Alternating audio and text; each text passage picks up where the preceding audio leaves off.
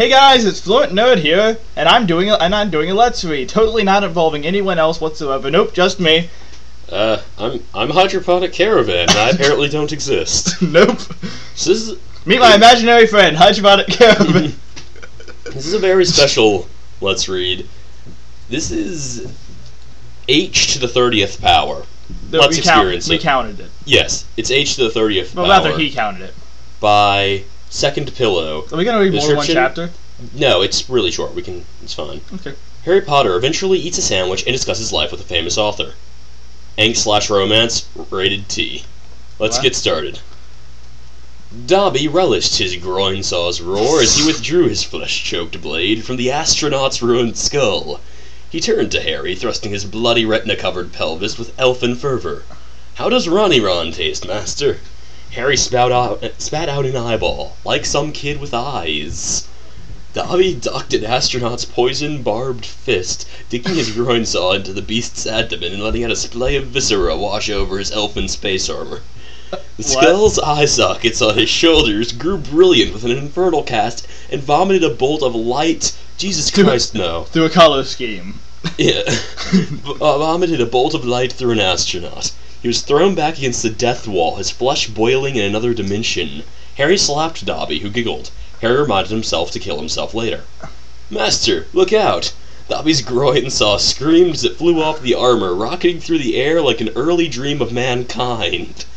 It flew through 3 astronauts who dropped their hell spears as the saw cut a hole in the ground beneath them, so they fell to hell and the demonic spears raped them to this day, boys and girls. Chapter 1. I need to tell this to my children now. This is the best story. When I have children, this will be the bedtime story I give them. Yes. Now Dobby. Dobby knelt before his master. Harry withdrew his guitar, Fuck Slayer, from a dimension where all screamed for naught. Wrought from the silver metal dimension, then. Yes. Wrought from the silver heart of heaven's false promise, laced with vessels that pulsed with angels' minstrel blood, hewn from the horns of Satan's generals. It laughed as it was set loose, a laugh only Harry could hear but no one could share. Because Harry's deaf. Yes. Wait, that doesn't even... Whatever. Harry swung the guitar through Dobby's color scheme. Yeah, Jesus, just do it, whatever. Harry, what swung happened? The guitar. Yes, Harry swung the guitar through Dobby's chicken neck. He took the head of his fallen dwarf slave and tore open his stomach, stuffing the head inside. Harry vomited steam and summoned a great meteor from space to smash into Hogwarts and kill everyone there for no reason at all. Yay! That's my kind of logic. I think the computer's rebelling. My computer hates this, with reason. A vision then appeared. It was Dumbledore, entombed in his cursed mummy armor, calling Harry from his moon base, which wasn't on a moon. "Harry, you must rock the fuck out." Hold on, you didn't do an accent. "Harry, you must rock the fuck out!" Here, let me do the voices. Okay, sure. Harry channeled his rage through Fuck Slayer. The angel blood boiled as he summoned the great meteor, swathed in the blood of the tiny fucklings at Hogwarts, leapt onto it, and flew into space. He encased the entire media in a wreath of holy fuck fire and flew through Mercury, killing the fuck out of it. Then he sent Mercury's carcass into Venus. Good lord, I can't speak to Venice! To both of them! Yes. Then he sent Mercury's carcass into Venus, killing the fuck out of it and making every vagina in the galaxy explode. So he literally killed the fuck out of it. And inside every vagina a booby sang of mortal life's fleeting precipice. No, that's not how anatomy works. Let's continue. I know. Harry then did fly his meteor through space, punching astral vampires in half with his fists encased in fuck fire, and throwing their ruined heads into the past where they bit cavemen on Mars, so that history changed and now there are vampire cavemen on Mars. Harry received another vision from Frumblegore, who is having tea and chumpets with the president of Pangea. "Care to have tea, Harry? You know how I hate chumpets." That's obviously how this twisted, whatever the hell it is, Harry sounds. Yes, it is. Chapter 3, everyone. Harry slammed his book shut. It wasn't really a book, because the pages were made of lasers, and the words were made of headless women making godless love to dragons made out of motorcycles. But it was still reading. Dumbledore, if you don't stop, we'll starve, and no one will be around to kill everyone in the universe if we get around to bringing everyone back to life after we killed them.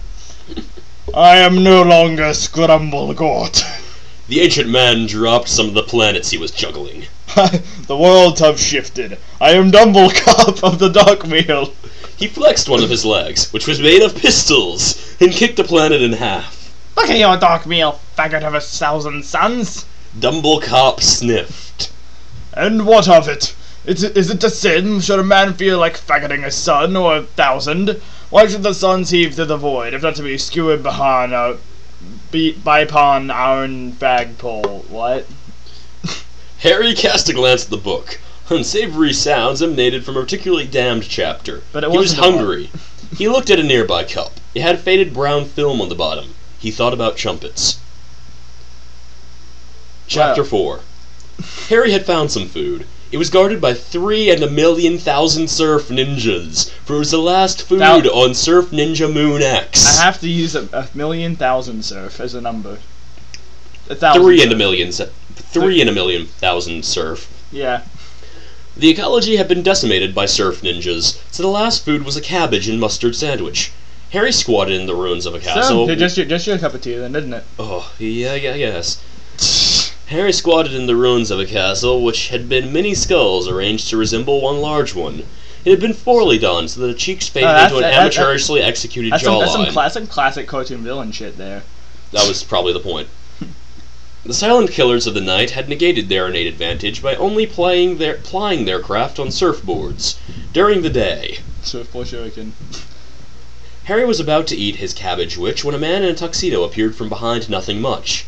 He stood 10 feet tall, and his head seemed wrapped in unwrappable darkness. I'm Rape Bradbury. I write critically acclaimed fiction that always turns to fact. That's why I have more money than anyone. Harry dug a bit of cartilage out of the cabbage witch and continued chewing. Wait. Cartilage? In the cabbage witch. Apparently it's not my cup of tea at all. So, cabbage is a... What? I don't know. Would you care to discuss one of my books? I hear that my... Harry fished out another bit of cartilage. It was a cartilage and mustard sandwich. That explains it. Okay, which one? Who says that? I'm guessing Harry? Yeah. You shouldn't believe what everyone says about me. I took a shower with my cousin once, and I have racist thoughts. A nibbit of yellow cartilage landed on Rape's shoe. He thought about his cousin. Chapter 5. The Inquisitors were torturing Harry. Wait, first, Ignatius used the rock. Then Billy asked Harry if he wanted to read his BDSM blog. Harry was so surprised that his pants flew right off. He was wearing women's underpants. The Inquisitors were wearing them too. They realized they were all men of the Lord. Test. Chapter 6. Harry awoke to the throaty grumble of a rape ape. Not a rape ape, but the rape ape. The last of his kind after the subjugation of the rape forest. His people once graced the canopy, their penile digits proudly grasping the vines as they swung through the night, their hundreds of sweaty simian dongs trailing a now-fetid memory in the rape ape's watering eye. As his ocular ducts began to well with ancestral pride, so too did the countless meaty members sprouting from the rape ape's every hairy inch. From his eye sockets, ear holes, and even his callous toes, a penile font of cry juice birthed a deluge. Harry observed this with consternation, as he was tied to a table. Neither magic nor supercosmic strength would free him from his bonds. Supercosmic. That's what I said. Okay. Had this creature access to an unknown material of deistic strength, or did the rape ape have a secret yet more baffling? Harry squinted so he could see the subatomic strings of the ropes. He began tossing antimatter at them with his mind as a group of children entered the rape ape's hiding place. They were well-groomed and impeccably attired, and there were 5.8 of them, just enough to represent an array of genders and races that would leave no one unhappy, save for the Eskimos. They were on their own, as far as the rape ape was concerned. Why do you cry, rape ape? Asked Child 3.2.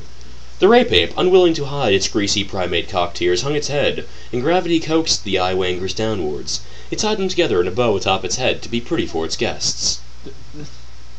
We are found in this ligature of lingam, brother rape ape, said Child 4.6. The children surrounded Rape Ape, holding their hands, and began to sing. Harry was transfixed as he watched the children, gently swaying with the song, float skyward. The little ones began to orbit the rape ape. That needs to be a song, Float Skyward. That sounds like a song like Nirvana would do or something. Or would do. Yes, past tense. As we've already established, Kurt Cobain danced himself to death. Yes. We'll get back Jokes to that. that no one will get.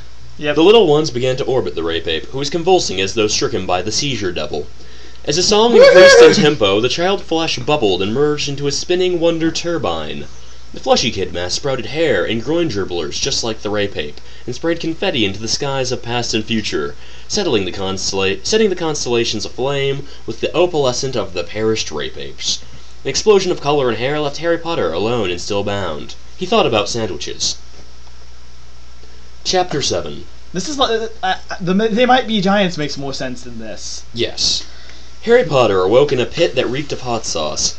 He could feel viscous fluid under his fingernails, burning the tender skin.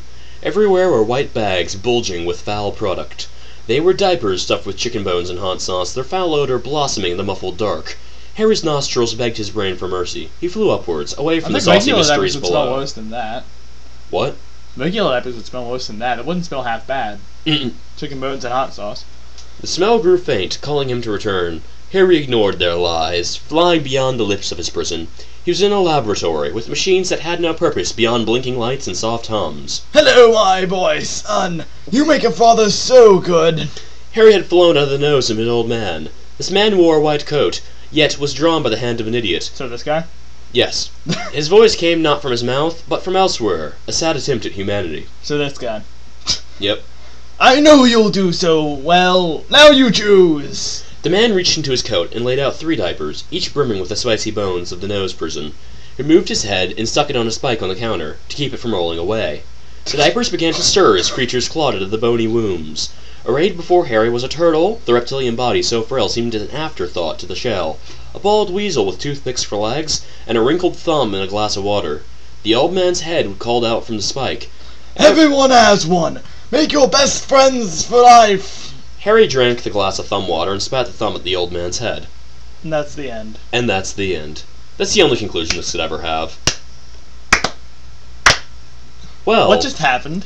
I'm not sure. Let's see what the fanfiction.net community has to say about this masterpiece. What just happened? By the way, there were like 600 some reviews, in case you didn't catch that. There's almost 700. 697. Love Dragons Forever says, I can't believe I'm still reading this. This is so weird, I can't say anything else. A rape ape? Really? This is worse than my immortal. I think I need some brain bleach. The rape ape says, okay, first of all, the story has nothing to do with the penile history of my proud people. My father, Scrotius, whom frolics on Mount Tittyfuck with the ovary fairies and their beautiful fetal sprites, would scoff and then ejaculate in shame from all 391,549 of his penile orifices, when his penile eyes would squish upon this tomb. He would then think of fanfic. Galbert Dashcon says, this is hashtag rare AF. Guest says, how come 50 Shades of Grey can get a publisher and worldwide recognition, but this masterpiece can't? It's better than 50 Shades of Grey. It is. Everything's better than 50 Shades of Grey. True. 50 Shades of Grey is like Twilight, but with really mediocre BDSM. Now here's the question. Here's the big question of the day, folks. Was this made ironically or not? That is what I want to know. I'm not entirely sure. Either way, I don't really care. Yeah. I unironically enjoyed this, actually. This is really fun in a stupid way. Yeah. To a certain level. It's like reading Dragon Force lyrics out loud. Yeah, basically. B. Bawsey says, I'm confused, yet intrigued. But judging by the many comments I've read, I may need therapy if I continue this story. But the therapist will probably be the rapist. And whatnot, well... The rapist. But the rapist will probably be... Oh. But the therapist will probably be the... Oh, I get it. That took me a minute. How did this come from groin saws splattered with eyeballs to dime vaginas ranting about life's fleeting precipice? What dictionary is this coming from? I want it! And then B-Ballsy thoughts of sandwiches. Yes. I wonder if the whole time writing this the author was laughing. I know I would be. Probably laughing instead of...